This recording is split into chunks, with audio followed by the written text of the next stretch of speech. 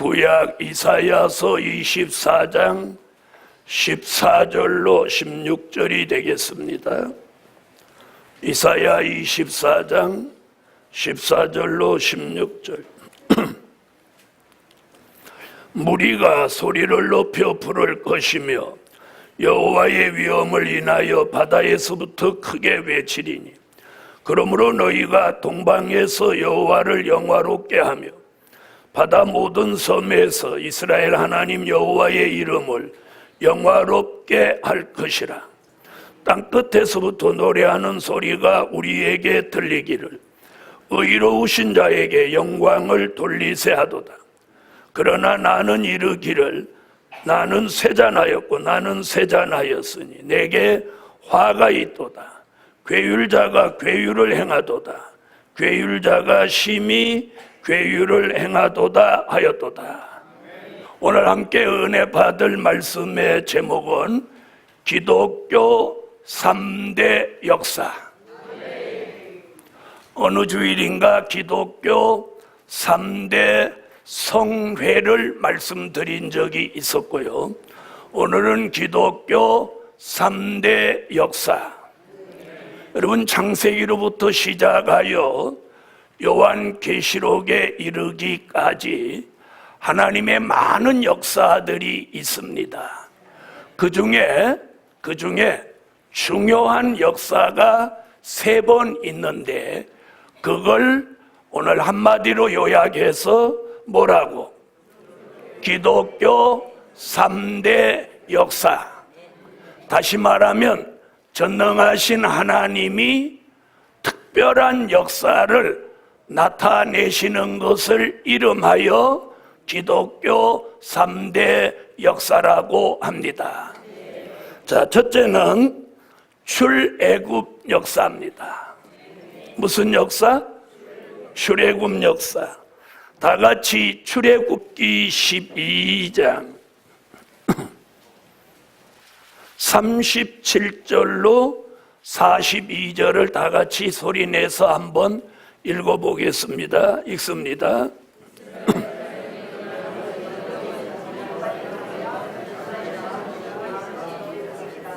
할렐루야. 자, 히브리 민족이 애굽에 들어가서 여기 지금 본문에 몇 년 살았다고 그래요? 430년을 종살이하고 있었어요. 430년 기한이 차니까 모세라고 하는 위대한 지도자를 그들에게 보내가지고 바로를 꺾고 애굽에 10가지 재앙을 내리고 히브리 민족을 애굽에서 출애굽을 시킵니다. 그 역사를 이름하여 뭐라고? 출애굽 역사라고 합니다. 히브리 민족을 애굽 430년 종살이에서 해방을 시키는데 하나님이 모세라는 위대한 지도자에게 말하는 대로 되게 합니다. 말하는 대로 돼. 그래서 바로 앞에서 지팡이를 가지고 던지면 뱀이 되고 그 지팡이를 나일 강물에 갖다 담그면 나일 강물이 막 피가 됩니다. 그리고 모세가 말하면 재앙이 10가지가 내려옵니다.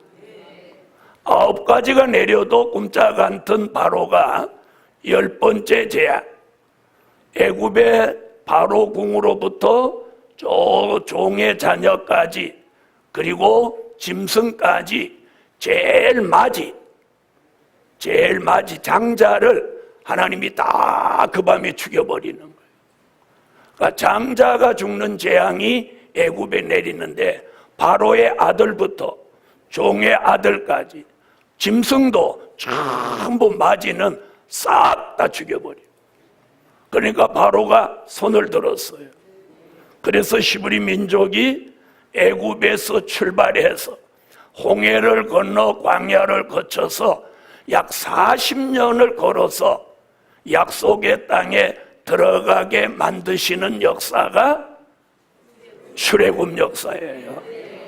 히브리 민족은 애굽에서 430년을 종살이하면서 그들은 낙심과 좌절 그리고 바로의 압박과 고난에서 하나님 앞에 막 부러지셨어요.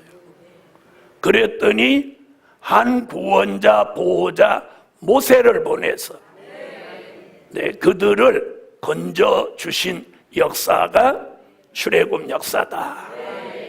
훗날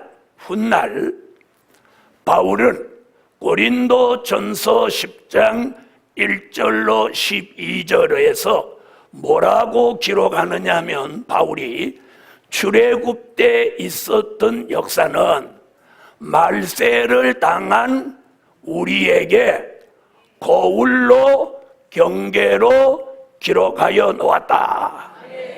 아멘. 그러니까 출애굽 때 있었던 일은 우리가 살고 있는 이 마지막 때에 우리에게 경계로 거울로 기록해 놓은 말씀인 거예요. 자, 두 번째, 오순절 역사가 있습니다. 무슨 역사? 오순절 역사.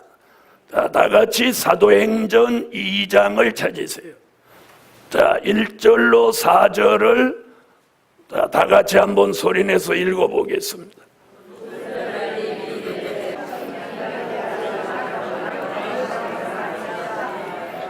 아멘.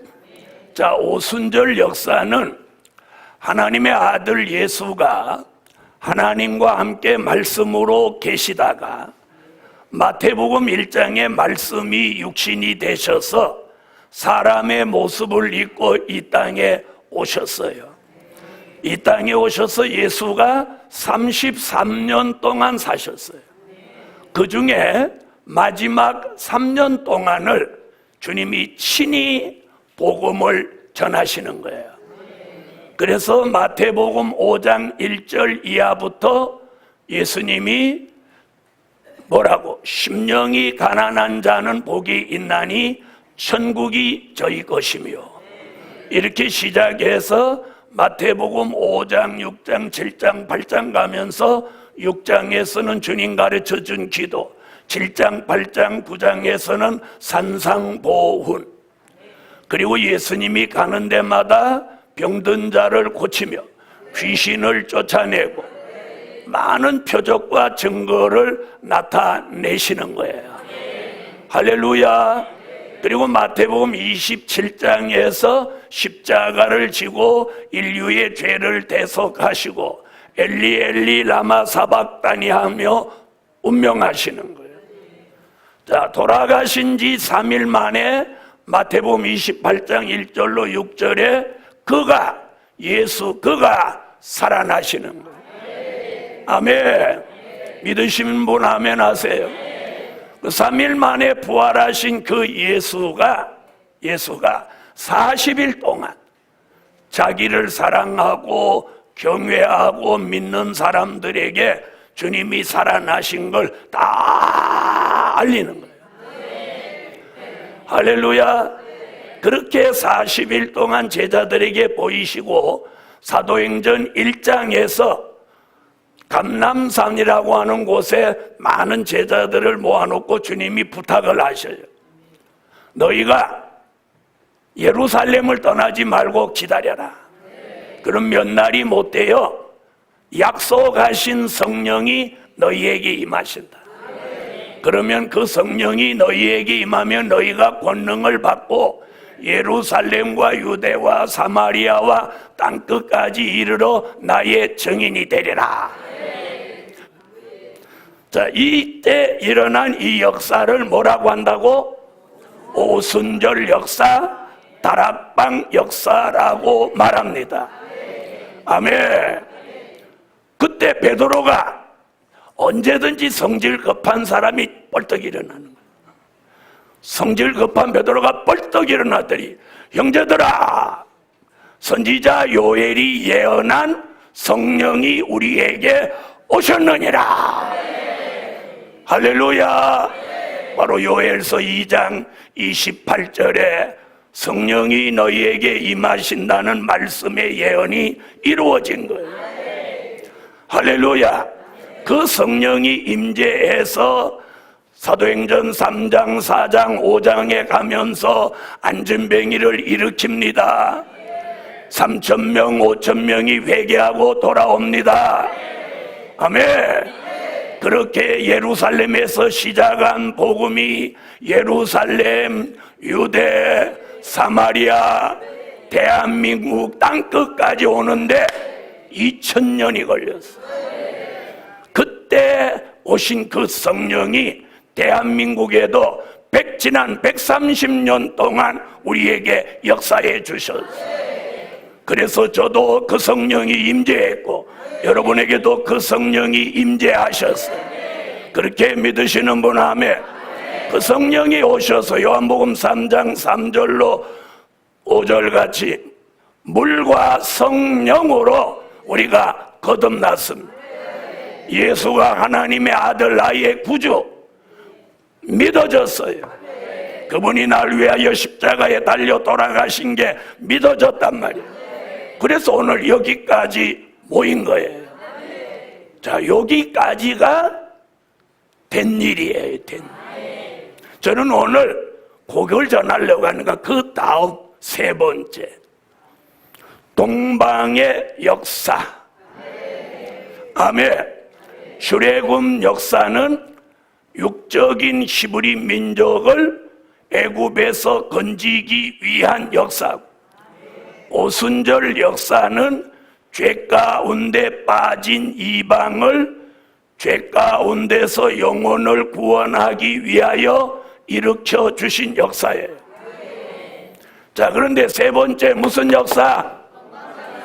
다 같이 크게 해봐요. 세 번째, 동방 역사. 여러분, 출애굽 역사와 오순절 역사는 과거의 역사고, 이 동방 역사는 우리 앞에 지금 다가오는 미래의 역사예요. 그래서 오늘 미래를 알고 가는 교회가 복이 있는 거예요. 자, 이제 이사야 24장으로 왔어요. 한번 읽어보겠습니다. 14절로 16절 시작. 아멘.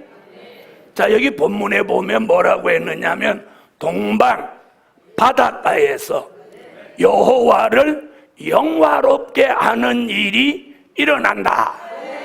이렇게 이사야라는 대선지자가 지금으로부터 2750년 전에 예언을 했어요. 그 예언이 이제 이루어지려고 하는 거예요. 그래서 그렇게 일어나는 역사를 뭐라고 한다고? 동방에서 일어나는 신의 역사라고 하는 거예요. 그래서 그걸 딱 줄여서 동방 역사. 그래서 출애굽 역사 과거에 있었고, 오순절 역사 과거에 있었고, 이제 동방 역사가 이제 우리 앞에 곧 다가오는 거예요. 여러분, 요즘 대한민국의 온도가 섭씨 40도를 막 넘어서요. 자, 그런데 어떤 소망이 우리한테 있느냐? 과거의 경험에 의하면 뭐 삶아 죽이는 것 같고 볶아 죽이는 것 같아도 8월 15일만 넘어서면 8.15 광복절만 되면 더위로부터 해방이 돼. 그래서 아침 저녁으로 썬득썬득해지는 거예요. 이게 과거의 경험이야. 그래서 우리도 지금 뭐 어쩌고저쩌고 해도 앞으로 뭐 보름만 버티면 된다 이러는 사람이 대부분이야. 그렇죠? 복음 받은 여러분, 선지자 이사야라는 사람이 동방에서 새로운 역사가 일어난다는 거예요. 과거에 출애굽 역사가 있었듯이, 오순절 역사가 있었듯이, 동방의 바닷가 섬은 아닌 나라에서, 땅끝에 있는 나라에서 하나님의 신의 역사가 일어나서 전 세계에 이 마지막 복음이 전해지게 하는 역사가 일어난다는 거예요. 그걸 한마디로 요약해서 동방 역사예요. 이사야가 이렇게 얘기한 것을 다양하게 오늘 증거하려고 하는 거예요. 첫째, 동방 역사는 남종과 여종에게 신을 부어주는 역사다. 자, 동방의 역사가 뭐냐? 이렇게 말하면 내용을 모르는 사람은 동방의 역사가 동방의 역사다 이렇게 말할 것 같지만 우리는 뭐라고 하느냐? 남종과 여종에게 신을 부어주는 역사가 무슨 역사다? 동방 역사다. 동방 역사다. 아멘? 그러면 신을 부어주는데 전 세계에 있는 사람한테 다 부어주냐? 아니. 동방에서 신을 붓는 역사가 있어요. 그걸 요엘이라는 선지자가 요엘서 2장 29절로 30절에 남종과 여종 될 사람들에게 여호와가 머리에다가 신을 붓는다는 거예요. 이 성경을 찾아 읽으면 시간이 많이 가니까 자, 바로 설명을 하겠습니다. 이게 선지자 요엘의 예언이에요. 자, 앞으로 하나님이 예정해 놓은 종들이 있어요.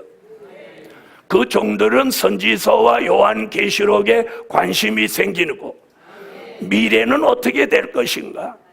내 미래는 어떻게 되고 내 가정의 미래는 어떻게 되고 이 나라의 미래는 어떻게 되고 지구의 미래는 어떻게 될 것인가?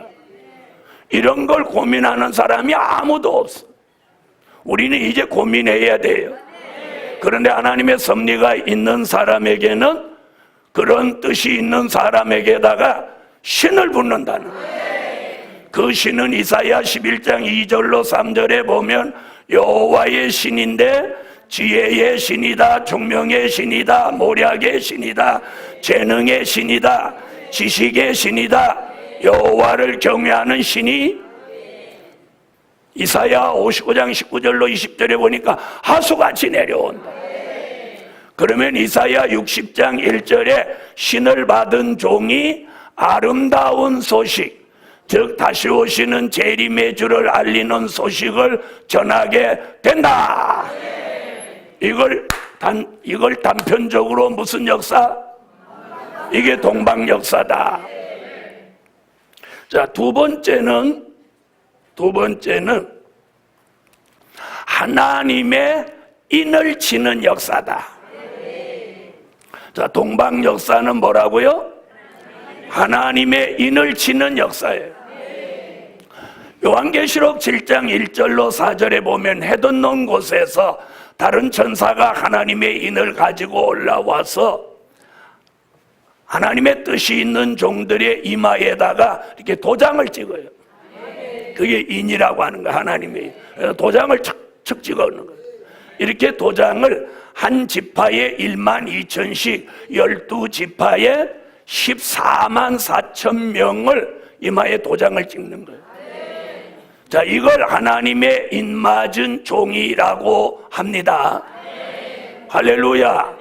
자, 이 하나님의 인맞은 종이 몇 명이 나오냐면 14만 4천 명이 나오는 거예요. 할렐루야. 그 14만 4천 명에는 아까 첫 번째 같이 머리에 뭘 붓고 이미 신을 부어요. 머리에는 신을 붓고 이마에는 하나님의 인을 치는 거예요. 이 인을 치는 역사가 동방 해돋는 곳에서 하나님의 역사로 이렇게 인치는 역사가 일어나는 거예요. 그럼 이 하나님의 인을 이마에 맞은 사람은 어떤 피해도 받지를 않아요. 아멘 하세요. 경제적인 난제도 피해받지 않고 황충이 같이 악독한 사람의 피해도 받지 않고 어떤 환경이나 생활이나 어떤 재앙의 피해도 전혀 안 받는 거예요. 그렇게 되기를 원하면 아멘 하세요. 아무 재앙을 안 받고 하나님의 보호 속에 살게 되는 종이 14만 4천이 나온다는 거예요. 이게 성경이고 이게 진리예요. 아멘. 그래서 이 하나님의 인을 맞은 사람은 뭐가 있느냐면 선지서와 요한계시록 델일의 말씀에 대한 절대성이 여기 생기는 거예요. 절대성이 생겨요. 아멘. 그래서 하나님의 인을 맞으면 이 생각의 변화, 사상의 변화, 정신의 변화, 혼의 변화가 오는 거예요. 그래서 생각하는 게 다른 사람하고 달라. 어떻게 해야 내가 하나님의 뜻을 이루어 드리지? 어떻게 해야 이 될 일의 말씀이 전국에 전해지고 전 세계에 전해지지? 그 일에 내가 무엇을 해야 되지? 이런 생각이 들어오는 거예요. 그런 생각이 있으신 분 아멘. 이 사람이 하나님의 인맞을 종이에요. 그래서 하나님의 인치는 역사가 동방의 역사다. 아멘. 자, 그 다음 세 번째는 다시 예언하는 역사다. 무엇하는 역사다? 다시 예언하는 역사다. 요한계시록 10장 11절에 보면 조금 두 번째 말한 하나님의 인맞은 종 14만 4천이 다 채워지면 그 종들이 한 곳에 모여서 마지막 여호와께 예배를 드리는 거예요. 아멘. 14만 4천이 한 곳에 모여서 마지막 찬양하고 하나님 앞에 부르짖고 기도하고 예배를 드립니다. 그리고 14만 4천이 전 세계로 나가서 요한계시록 10장 11절 같이 다시 예언이라는 걸 하는 거예요. 그 다시 예언의 핵심이 뭐냐? 예수 그리스도가 다시 오신다. 재림의 주가 다시 오신다. 주의 재림이 가까우니 회개하라. 이렇게 외치는 거예요. 한국에서도 외치고 일본에서도 외치고 아멘. 중국에서도 외치고 미국에서도 외치고 전 세계로 14만 4천이 다 나가서 외치는 거예요. 이걸 뭐라고 한다고? 다시 예언. 다시 예언을 하는 거예요. 다시 예언하는 목적은 그렇게 다시 예언을 하면 계시록 7장 9절로 14절에 전 세계에서 능히 셀 수 없는 사람들이 물과 성령으로 거듭나고 예수의 보혈로 속죄함을 받은 예수 믿는 사람들이 회개하고 따라 나오는 거예요. 얼마나 많이 나오는지 사람이 셀 수 없다는 거예요. 이런 사람을 살려내는 역사가 동방 역사예요. 동방 역사예요. 그럼 잘 들어보세요. 여러분, 예수 잘 믿어야 됩니다. 예수 믿어야 천국 갑니다. 여러분, 예수 믿는 사람 그렇게 거짓말하면 안 됩니다. 이런 수준하고 하나님의 인맞은 종들이 신을 받아 나옵니다. 인맞은 종이 14만 4천이 나옵니다. 이런 종들이 전 세계적으로 다시 예언합니다. 계시록 11장 3절로 6절에 다시 예언하는 종들에게는 엘리야와 모세가 행했던 두 가지 역사를 합하여 주십니다. 이런 걸 성경에서 뭐라고 하냐면 두 증인의 권세라고 하는 거예요. 그래서 엘리야 같이 하고 모세 같이 하는 거예요. 엘리야 같이 기도하는 대로 되는 거예요. 모세 같이 말하는 대로 되는 거예요. 이런 종이 나와서 재림의 주를 외치고 사람을 살려내는 거예요. 이런 계획을 하나님이 선지서와 계시록을 통해서 우리 교회를 중심해서 이걸 알려주는 거예요. 왜? 그 일을 하라고. 그래서 하나님의 인맞은 종들이 다시 예언하는 역사가 뭐다? 동방 역사다. 아멘. 자, 그 다음에 네 번째는 하나님의 영광을 나타내는 역사예요. 여러분, 사람 보기에는 별로 신통치 않게 생겼는데 머리에 신을 받았어. 별로 똑똑하게도 안 보이는데 이마에 인을 받았어. 그런 종이 말씀을 외치는데 신과 같아. 펄펄 날아. 그리고 말하는 대로 막 역사가 일어나. 불을 부르면 불이 내려, 생수를 부르면 생수가 내려. 이게 이사야 49장 1절로 3절에 하나님의 영광을 나타내는 역사예요. 할렐루야. 앞으로 하나님의 인맞은 종이 다시 예언하는 동방 역사가 일어나면 정말 놀라운 역사가 일어납니다. 자, 다섯 번째, 이사야 46장 10절로 11절에 보면 동방 먼 나라에서 일어나는 역사다. 여러분, 예루살렘에서 볼 때 예루살렘 가까운 동편에서 일어나는 게 아니라 저 육적인 예루살렘에서 볼 때 동쪽으로 멀리에 있는 나라에서 일어난다는 거예요. 그래서 저는 세계 지도를 한번 펴놓고 예루살렘에서부터 줄을 쭉 그어갖고 동쪽으로 쭉 와봤어요. 그랬더니 대한민국에 떡 걸리는 거예요. 그 대한민국을 지나가 버리면 태평양에 빠져버리는 거예요. 그러니 바로 이사야가 말한 동방 멀리에 있는 나라는 바로 대한민국이에요. 여러분, 대한민국에 소망이 있어요. 대한민국. 여러분, 대한민국에 소망이 있어요. 할렐루야. 그러므로 예루살렘 교회가 바라보고 있는 동방 역사, 아멘, 그 역사가 이 교회의 복이 될지라. 저는 그런 소망을 가지고 있어요. 여섯 번째, 동방 땅끝 땅 모퉁이에서 일어나는 역사다. 그래서 이사야 41장 8절로 15절에 보면 땅끝 땅 모퉁이에서 추수하는 종이 나와서 복음의 새 역사가 새 타작 기계 같은 종을 통하여 이루어진다 라고 말하고 있어요.